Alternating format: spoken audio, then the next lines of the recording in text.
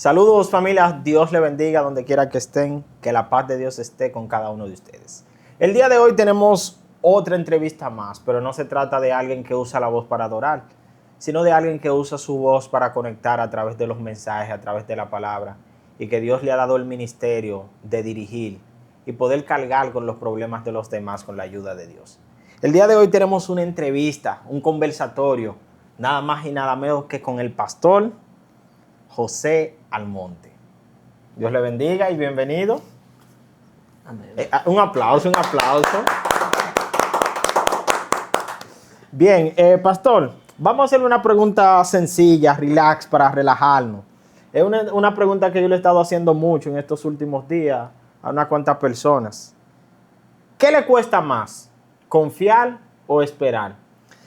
Bueno, esperar es un poco difícil, pero no hay confianza sin espera. Está profundo eso. ¿Por qué no hay confianza sin Pero espera? no desate Espera. tanto que todavía vienen los platos fuertes más para adelante. Diga. No se puede confiar sin esperar, porque lo que demuestra nuestra confianza como creyentes es la fe. Y la fe es la certeza de lo que no vemos, pero que lo estamos esperando. Ay. Tengo otra pregunta sencilla para entrar en confianza. Sigan ahí. ¿Seguir a Jesús el día de hoy es difícil, fácil o necesario? Necesario. Explíqueme ahora por qué es necesario seguir a Es Jesús. necesario seguir a Jesús. Escuchen esto detenidamente, amados hermanos. Hemos plantado o hemos dicho que el Evangelio es algo difícil. El Evangelio no es difícil. El Evangelio sí es necesario porque todos nosotros necesitamos de Dios. Él no nos necesita a nosotros, pero sí nosotros necesitamos de Él. Escucha. Bien, tengo otra pregunta fácil, sencilla, relax, para entrar en confianza. Hoy nosotros queremos saber si su fe está en un punto donde está aprendiendo, está sanando o está resistiendo. Cuando pienso en mi fe, solamente me llega en mente decir, ¿acaso mi fe está siendo probada? Y esa pregunta llega a mí constantemente. Digo que mi fe está en un constante proceso de crecimiento. Ok. Es decir, que está aprendiendo. Está aprendiendo. No, está muy bien. Otros datos importantes, pastor, usted es casado. Así es.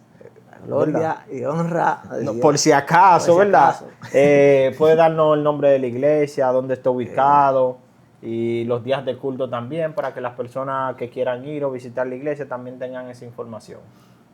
Primero decirle el nombre de mi amada esposa, Ana Angélica Monegro de Almonte, la amada mujer que Dios puso en mi camino para ser mi media naranja. La iglesia en la que servimos, que pastoreamos, es la iglesia Asamblea de Dios, Isaías 53. Es una casa para usted. Damos culto los martes, damos culto los sábados y los domingos. Un servidor allí le espera, esa es su casa. Ok, ¿dónde quedó ubicada? Pueblo Nuevo, calle Cachimán, número 18. Ok, cerca de la Escuela Cañada Grande, por si acaso. Exacto. Cualquier cosa ahí más o menos ustedes se ubican.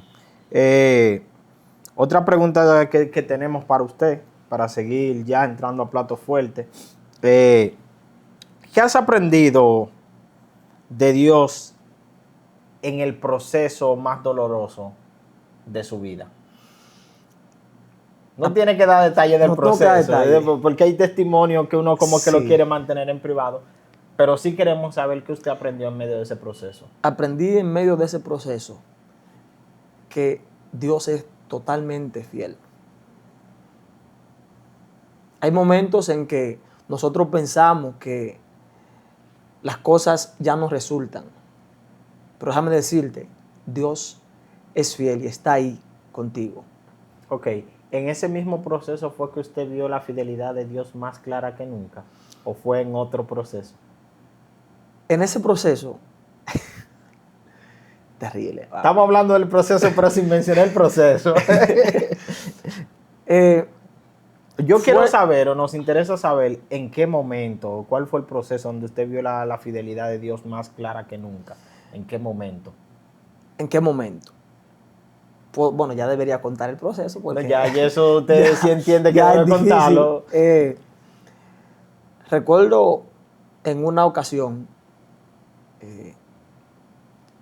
antes de prepararme en el Instituto Bíblico, le dije a algunas personas, el Señor me llamó a ser pastor y debo prepararme ministerialmente, o sea, prepararme en el Instituto Bíblico para ir luego a pastorear. Y cuando le dije eso a esa persona, que para mí es sumamente importante para mí, no creyó en mí, sino como que trató de decirme que yo me quería como enganchar al ministerio. Ok. Yo oraba al Señor y el Señor, sé que el Señor me escuchaba, pero a veces desesperado, esperando la respuesta del Señor. Yo diría que ese ha sido el proceso más duro, porque fue lentamente, lo pasé solo, porque no quise contarle a nadie más. Simple y llanamente lloraba y lloraba, pero no sentía una respuesta de Dios. Luego, cuando el Señor habla a mi vida directamente, que el Señor me dice, yo te escogí, yo te envié. Fue doloroso, pero vi efectivamente que la mano de Dios había obrado en mi vida. Ok, entonces ahí podemos enganchar una cuanta preguntas que teníamos para hacerle. Creo que en ese mismo proceso fue que usted vio bueno, vio en ese mismo proceso que a Dios obrando en medio de las pruebas. También podemos decir que en ese mismo proceso Dios lo hizo confiar más en Dios. O sea, lo enseñó a creer más en Él que en sus propias fuerzas. Y me atrevo a creer que también en ese mismo proceso Dios le dio la respuesta de una oración que usted pensaba que había sido respondida un poquito tarde. Así es. Dios cerró alguna puerta en su vida en la que hoy usted le agradece por haberla cerrado. Sí. No sé, quizá los libros de una Dalila o algo. Recuerdo en una ocasión, antes de entrar al Instituto Bíblico, tenía proyectos, por ejemplo, trabajo. Quería entrar a un trabajo. Uh-huh. Hice todo el procedimiento correcto, currículum, todo. Y vamos a decir, me cortaron las alas. Pero era necesario. Era necesario porque si yo conseguí ese trabajo, probablemente no iba a prepararme para el ministerio que el Señor había puesto en mi vida. Y yo lo lamenté al inicio porque era un poquito... No, a veces uno en medio del proceso uno no entiende que Dios tiene algo mejor para uno. Exacto. Y recuerdo que le decía a uno de mis hermanos, yo voy a hacer tal o cual cosa. Y yo sé que él no me lo dijo, pero lo pensó. ¿Qué tanta cosa que él quiere hacer y no hace ninguna? O sea, y yo mismo decía, pero ¿por qué lo que yo intento ahora no sucede? Entonces yo agradezco al Señor porque esas puertas fueron cerradas, porque por eso estoy yo aquí, sirviéndole al Señor en el área que Él quiere que yo le sirva. Amén. Una pregunta, ¿en qué momento de tu vida entendiste que la gracia de Dios es mucho más grande que cualquier error que nosotros podamos cometer? Así es. Wow. ¿En qué momento, en qué etapa, cómo lo aprendiste, qué te enseñó, cómo llegaste a ese punto? Les voy a contar una... Hay que tomar en cuenta que hay jóvenes que andan por ahí dándole más importancia a los errores. Quiero recordarle a esos jóvenes que están ahí antes de que usted dé la respuesta, pastor, que no importa el pecado, no importa el pasado, no importa lo que hayamos cometido, Dios nos sigue amando. aún con todos los errores que nosotros cometimos, aún Dios nos sigue amando. Y antes de nosotros cometer todos esos errores, ya Dios sabía que nosotros íbamos a cometer todos esos errores y Él decidió amarnos.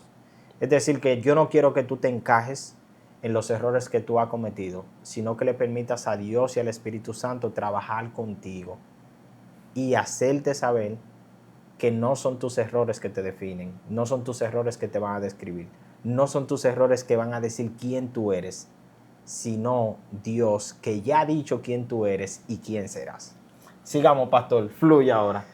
¿Cuándo usted entendió, aprendió, comprendió que la gracia de Dios es mucho más grande que nuestros errores? Yo siendo un nuevo creyente, voy a contar una En los pequeña 1900 anécdota. pelados. Siendo un nuevo creyente, recuerdo que, un saludo para mis pastores, los quiero mucho. Yo no me convertí al inicio y ni me acercaba directamente a la iglesia a arrepentirme, aunque iba. Okay. Era por el simple hecho de que me habían enseñado algo mal, y es que no te conviertas para estar fallando en la iglesia. Oigan esto, eso daña o aleja, mejor dicho, muchas personas de la iglesia. Es decir, que en pocas palabras, cualquier persona que quiera ir a su iglesia para seguir fallando, pues tiene la puerta abierta. Venga, que el Señor... Atención, la gente que andan robando, los chiperos, la prostituta, toda esa gente, hay puertas abiertas ya. 53 usted tiene puerta abierta para usted. Entonces, usted puede ir allá a la iglesia que el pastor no le va a cerrar su puerta. No importa cómo usted venga con todos sus errores, cargado, cansado y abatido. Y si usted quiere seguir practicando esa práctica que no le agrada a Dios, le van a abrir la puerta ya. Exacto. Confiando de que Dios lo va a cambiar. Exacto. Vas a llegar como eres y saldrás diferente. Amén, amén. Pues bien, y llega un momento que cometo un error que para mí era sumamente vergonzoso.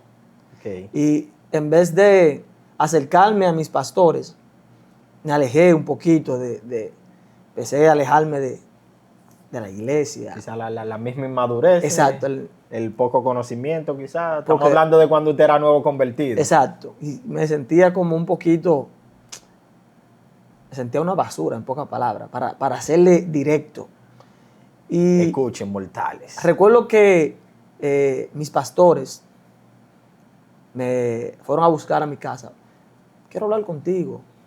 Mis pastores, desde que yo soy niño, siempre lo he visto presente en mi vida, porque aunque no era cristiano desde niño, siempre han sido, vamos a decir, los pastores de la comunidad. Siempre lo hemos querido mucho. Han estado presentes. Y siempre tuve la confianza de poder hablar con mis pastores. Y en ese momento no quería ni siquiera decirle nada a mis pastores, porque sentía miedo de lo que iban a decir. También tenía un peso adicional de que mi hermano, también pastor. Ah, pero su hermano es pastor. Sí, ese es el hermano del pastor. O sea, la gente como que te mide por lo que es tu hermano directamente. Y por lo que son tus padres, exacto. Todo. Ellos buscan quién se destaca dentro de tu familia y te van midiendo. Y yo tenía vergüenza, no quería como acercarme a la iglesia. Y luego mi pastor me dijo una palabra que nunca voy a olvidar.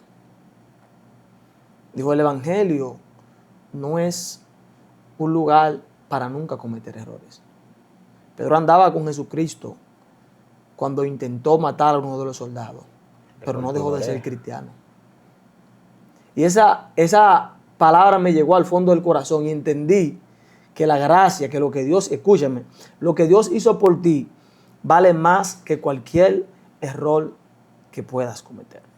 Bien, algo que le quiero recordar a la audiencia, a todos los que están ahí con nosotros, es que muchas veces nosotros visualizamos la iglesia como que es un lugar santo, y lo es, la iglesia es un lugar santo, donde van un sinnúmero de personas que son 100% santos. Ángeles. Y lo son santos. Y cuando nosotros hablamos de la palabra santo, a veces lo malinterpretamos porque lo relacionamos con sinónimo de perfección. Y en el único punto donde la palabra santo se puede asociar como sinónimo de perfección es cuando hablamos de Dios. Cuando hablamos de santo con relación a nosotros los humanos, lo que la palabra enseña, lo que dice su significado etimológico es que santo es apartado del mal. Es decir, las personas que han tomado la decisión de no seguir lo que el mundo hace, de no seguir haciendo lo que no le agrada a Dios, entonces se consideran personas santas.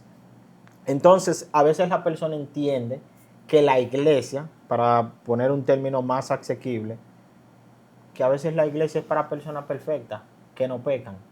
Y entienden que nosotros los cristianos que estamos siguiendo a Jesús no pecamos. Y lamentablemente eso no es real. Nosotros pecamos, fallamos diariamente. La misma palabra de Dios dice que Jesús no vino a buscar las personas que están sanas, sino vino a buscar a aquellas personas que estaban enfermos, parafraseando, aquellas personas que estaban dolidos, aquellas personas que tenían necesidad en su corazón, aquellas personas que estaban siendo practicantes de un pecado.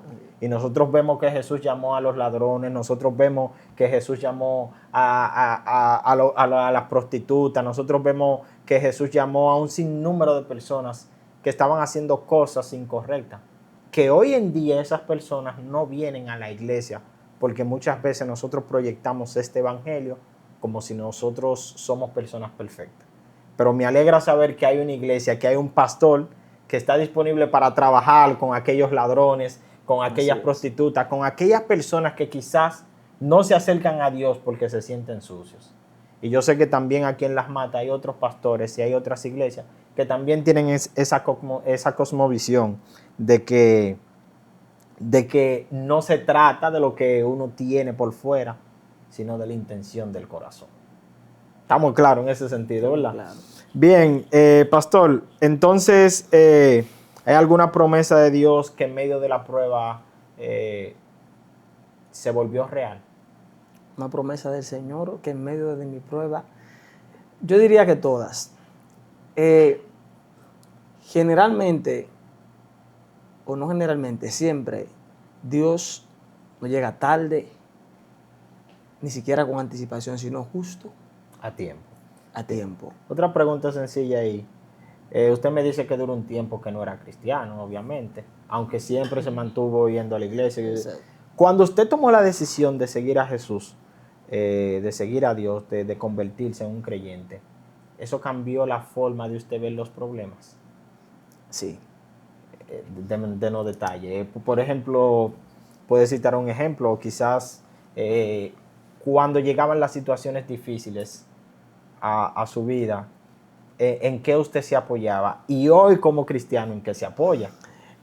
¿Pudiera dar ese ejemplo?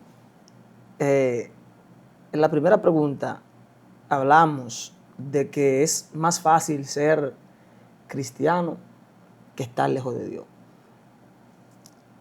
Antes de ser cristiano, los problemas eran mucho más difíciles de resolver por el simple hecho de que yo no conozco el futuro. Y yo no puedo, envuelto en mis problemas, sin tener confianza en Dios, decir, todo va a estar bien mañana. No lo puedo decir, porque no tengo fe. No tengo esa confianza de que las cosas mañana se estarán mejor, porque simple y llanamente yo no sé lo que pasará mañana y no tengo quien sepa lo que pasará mañana.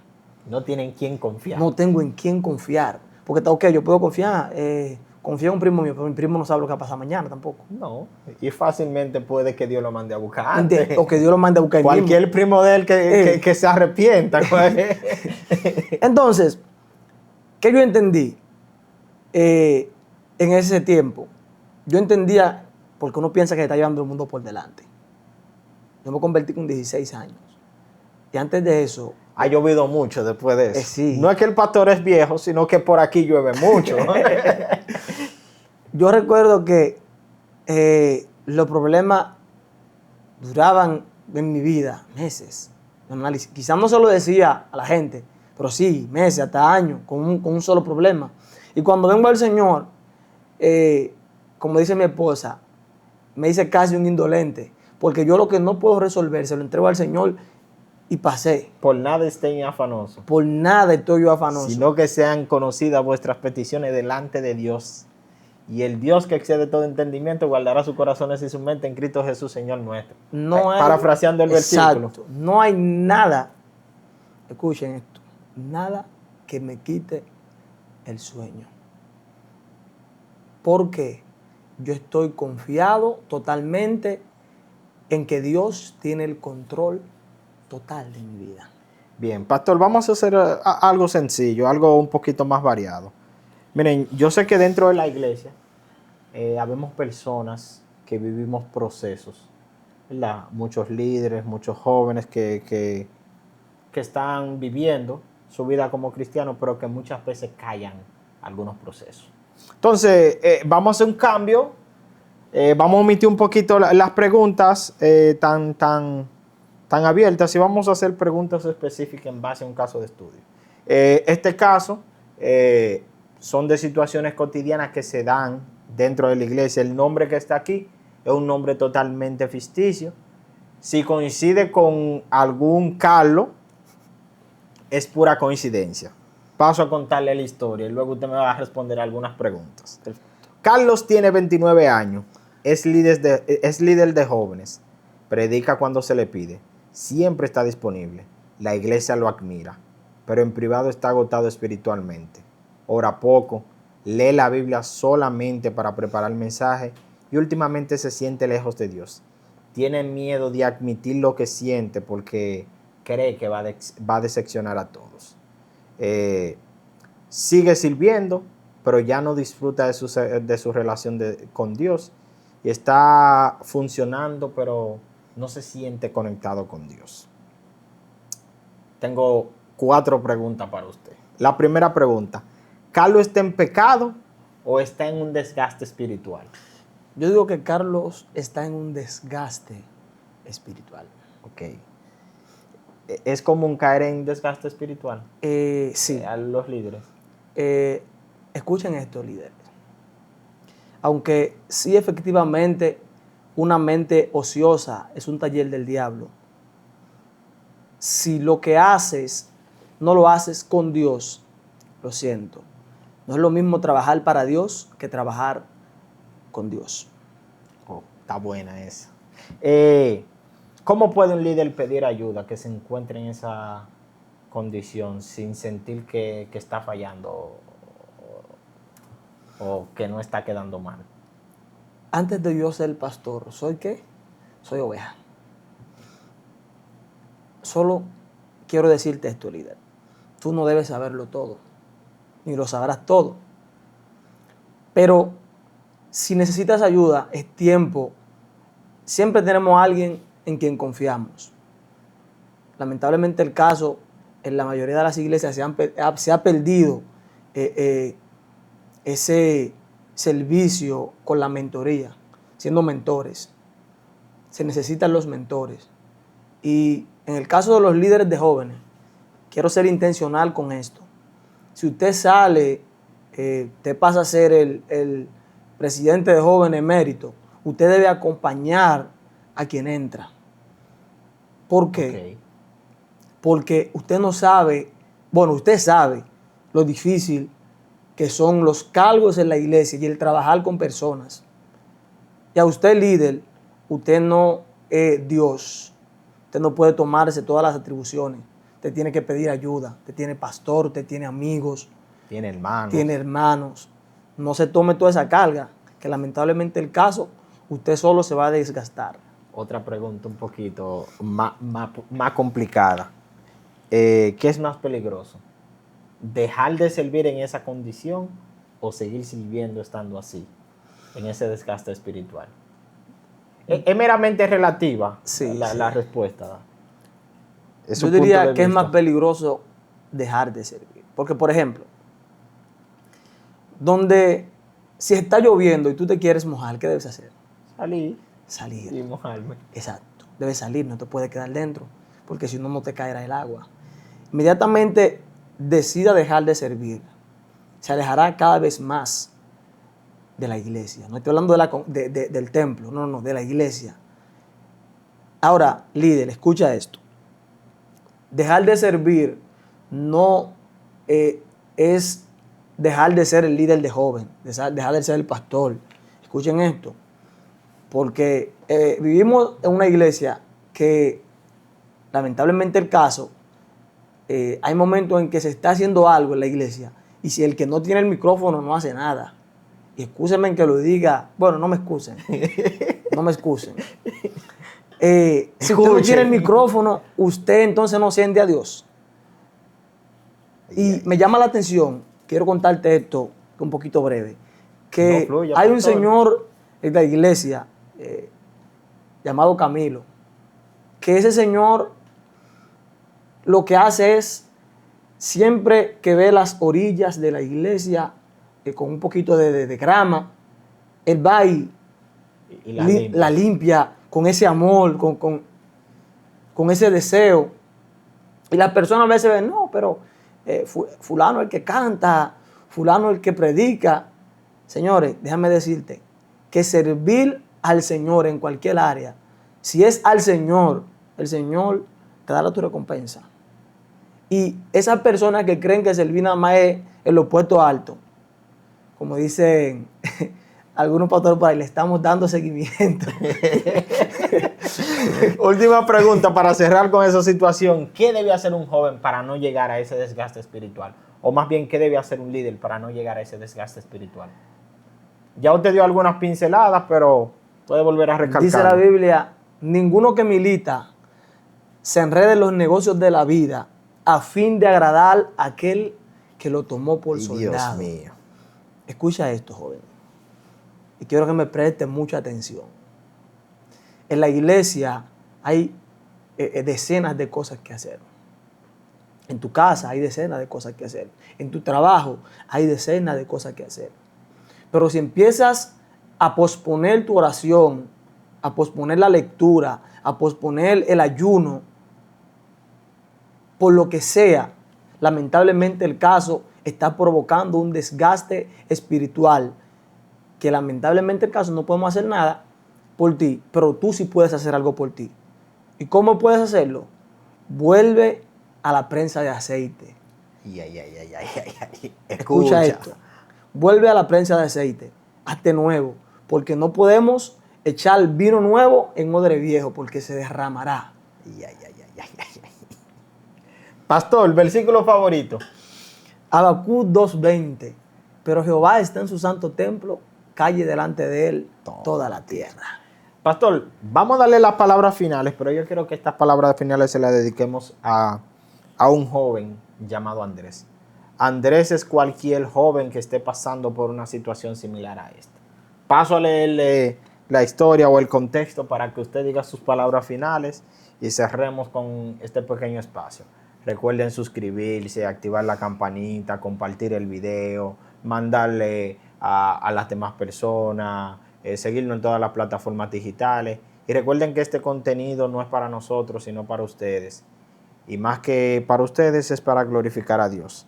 Andrés tiene 35 años. No es el hombre exitoso que todos admiran. Al contrario, siente que ha luchado demasiado y ha avanzado poco. Ha intentado emprender, trabaja duro, sostener relaciones, cumplir expectativas, pero cada vez que cree que va a levantarse, algo se cae. Vive cansado, y no solamente físicamente, cansado por dentro. Ora a veces, o antes oraba más. Ya no sabe si Dios lo escucha. No ha perdido la fe del todo, pero sí ha perdido sus fuerzas.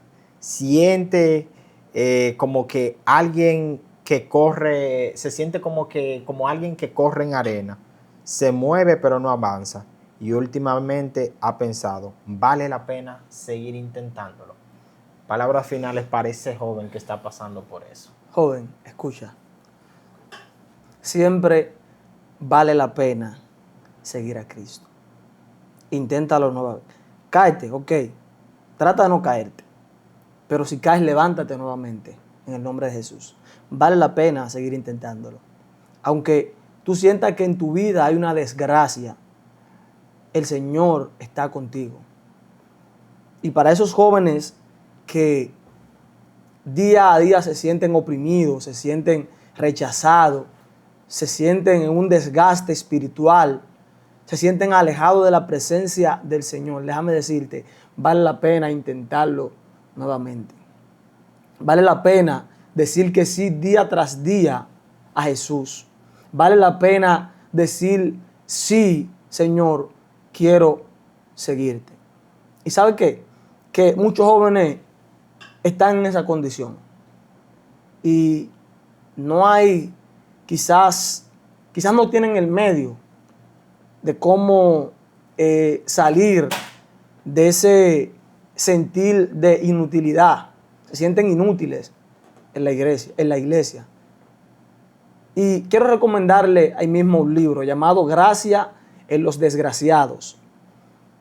Escucha esto. Este libro no es que te va a llevar al cielo, pero sí te dará indicaciones de cómo entender que aunque nosotros no teníamos gracia, Él vio gracia en nosotros. Amén. Aunque nosotros estábamos abatidos, Él nos dio fuerza. La Biblia dice que Él da fuerza a quien no tiene ninguna. Y si confiamos en esta palabra, olvídate de todo lo demás, que el Señor está contigo. Y la Biblia es explícita en Romanos 8:32, hablando directamente a nosotros como iglesia. Antes en todas estas cosas somos más que vencedores por medio de aquel que nos amó, por lo cual estamos seguros de que ni la muerte, ni la vida, ni ángeles, ni principados, ni potestades, ni lo presente, ni lo porvenir, ni nada que haya sido creado, nos separará del amor de Dios que es en Cristo Jesús, Señor nuestro. Amén. Amén. Mis hermanos, gracias por mantener la sintonía. Sigan activos con nosotros y nos vemos en un próximo video.